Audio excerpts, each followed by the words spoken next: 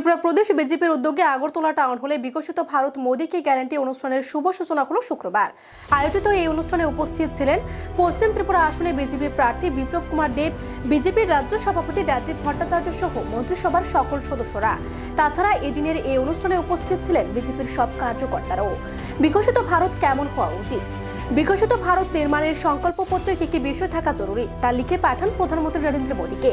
সেই কর্মসূচির আনুষ্ঠানিক সূচনা হলো শুক্রবার। এদিন আগরতলা টাউন হলের সামনে থেকে একটি প্রচার গাড়ির সূচনা করা হয়। এই গাড়িটি বিকশিত ভারতের সংকল্পপত্রের জন্য মতামত প্রদানের বাক্স নিয়ে সারা রাজ্যে ঘুরবে। জনপ্রতিনিধি থেকে সাধারণ মানুষ সকলে তাদের মতামত পাঠাতে পারবে। সারা দেশ থেকে সেই মতামত যাবে দিল্লি। সেখান থেকে বাছাই করে তৈরি করা হবে বিকশিত ভারতের সংকল্পপত্র। আয়োজিত এই অনুষ্ঠানে প্রদেশ বিজেপি সভাপতি রাজীব ভট্টাচার্য বলেন, ত্রিপুরায় দ্বিতীয়বারের মতো সরকার প্রতিষ্ঠা করেছিল বিজেপি 2023 সালের 8ই মার্চ। দ্বিতীয় বিজেপি সরকারের 1 বছর পূর্তি হলো এই দিনটিতে। সামনে রয়েছে লোকসভা নির্বাচন। ভারতের প্রত্যেকটি লোক আবারও নরেন্দ্র মোদীকে দ্বিতীয়বারের মতো প্রধানমন্ত্রী হিসেবে দেখতে চায়। তাই নরেন্দ্র মোদীর নিরঙ্কুশ সংখ্যাগরিষ্ঠতা অর্জনের লক্ষ্য নিয়ে ভারতীয় জনতা পার্টি কাজ করে যাচ্ছে।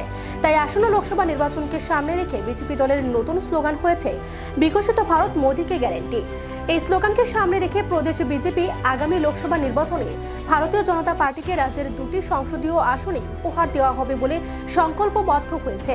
এক্ষেত্রে রাজ্যের নির্বাচনকে সামনে রেখে প্রচারেরও শুভ সূচনা করা হলো বলে জানালেন রাজীব বাবু। কনভেনশন হয়েছে, সেখানে দেশের যশস্বী প্রধানমন্ত্রী সেখানে নেতৃত্ব দিয়েছেন। আমাদের সর্বভারতীয় সভাপতি আদরণীয় জেপি নাড্ডাজি সেখানে ওনার পৌরোহিত্যে সেই কনভেনশন সেখানে সংগঠিত হয়। আর সেখানে বলা হয়েছে যে আমাদের 10% ভোট আমাদের বাড়াতে হবে। কিন্তু আমি আপনাদের কাছে বলতে চাই যে আমি সেখানে চ্যালেঞ্জ নিয়েছি। আমি বলেছি 10% 20% সেটা বুঝি না। আমি চাই এই ত্রিপুরা রাজ্যে 3349টি বুথ রয়েছে। আমি সংকল্প করেছি যে 3349টি বুথে এবার পত্রবল ফুটিয়ে মোদীজির হাতকে শক্তিশালী করব, সেই সংকল্প আমরা নিয়েছি। এখন আপনাদের কাছে প্রশ্ন রাখতে পারে, দাদা এই হঠাৎ করে এই চ্যালেঞ্জ নেওয়ার কারণ কি, আপনি কিভাবে সেটা বাস্তবায়ন করবেন? কারণ আমার কাছে দৃঢ় সংকল্প রয়েছে। আমার কাছে রাজ্যে 45,000-এর উপর পৃষ্ঠ প্রমুখ রয়েছে, বুথ প্রেসিডেন্ট রয়েছে।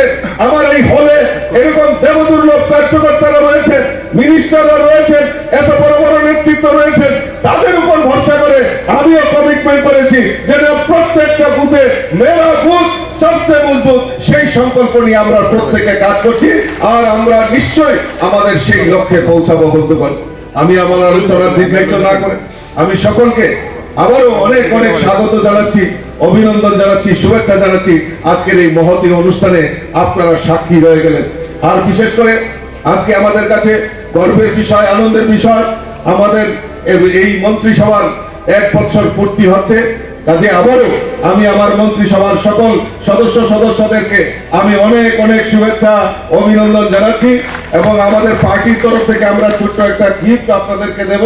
এবং আমাদের রাজ্যের মাননীয় মুখ্যমন্ত্রীও আপনাদের জন্য কিছু উপহারের ব্যবস্থা করেছেন। আমি আবারও সকলকে স্বাগত জানিয়ে, অভিনন্দন জানিয়ে, শুভেচ্ছা জানিয়ে আমার কথা বলা শেষ করছি। নমস্কার, জয় হিন্দ, বন্দে মাতরম, ভারত মাতা কি জয়।